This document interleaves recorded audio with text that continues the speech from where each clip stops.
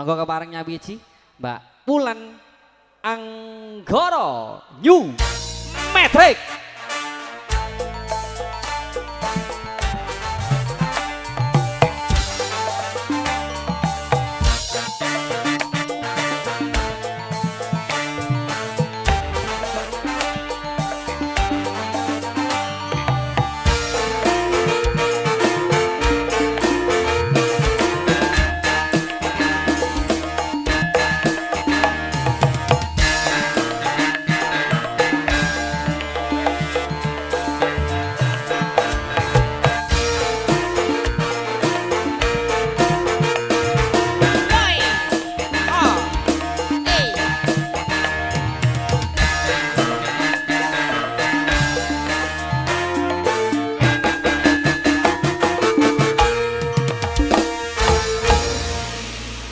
Sowan malih Mbak Yu Wulan.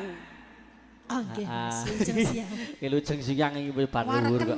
Wareken. Mah ngomong iki dadi angel. Dasare wis diaturi daharan kok jek diterimi ayam iki kok ya. Lah iya to jan bos iki kok lomo men.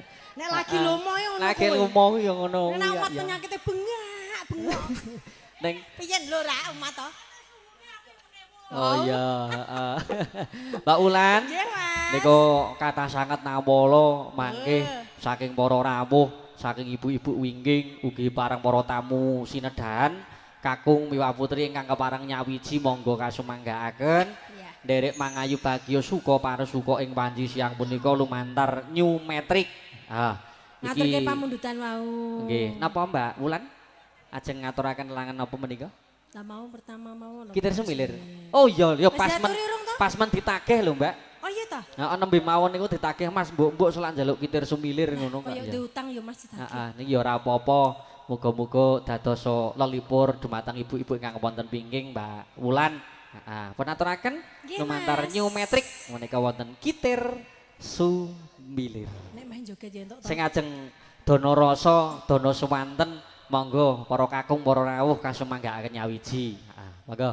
New Metric Musik Here Indonesia.